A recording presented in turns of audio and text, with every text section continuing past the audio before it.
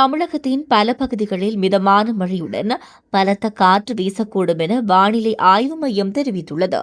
வடக்கு தெலுங்கானா, உள் கர்நாடகா மற்றும் தமிழ்நாடு வழியாக நிலவும் காற்றழுத்த தாழ்வு பாதையின் காரணமாக இந்த மாற்றம் ஏற்பட்டுள்ளதாக கூறப்படுகிறது. இதன் தாக்கத்தால் மேற்கு தொடர்ச்சி மலை மாவட்டங்கள், தென் தமிழக கடலோர பகுதிகள் மற்றும் டெல்டா மாவட்டங்களில் இன்று மழைக்கு வாய்ப்பு உள்ளது. குறிப்பாக நீலகிரி, கோவை, திருப்பூர், தேனி மற்றும் திண்டுக்கல் மாவட்டங்களில் மே 1 மற்றும் 2ஆம் தேதிகளில் கனமழை பெய்யக்கூடும் என எச்சரிக்கை விடுக்கப்பட்டுள்ளது. மேலும் தமிழகத்தின் சில பகுதிகளில் மணிக்கு 40 கிலோமீட்டர் வேகத்தில் பலத்த காற்றுடன் மழை பெய்யக்கூடும் என்றும் தெரிவிக்கப்பட்டுள்ளது. இதே சமயம் புதுச்சேரி மற்றும் மாநிலத்தின் சில பகுதிகளில் வறண்ட வானிலை நிலவ வாய்ப்புள்ளதாக கூறப்படுகிறது.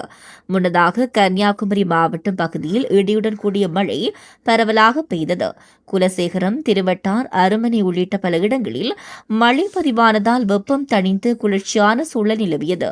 அதேபோல் சிவகங்கை மாவட்டம் தேவகோட்டை மற்றும் அதன் சுற்றுவட்டாரங்களில் திடீரென பெய்த மழை பொதுமக்களுக்கு நிவாரணமாக அமைந்துள்ளது.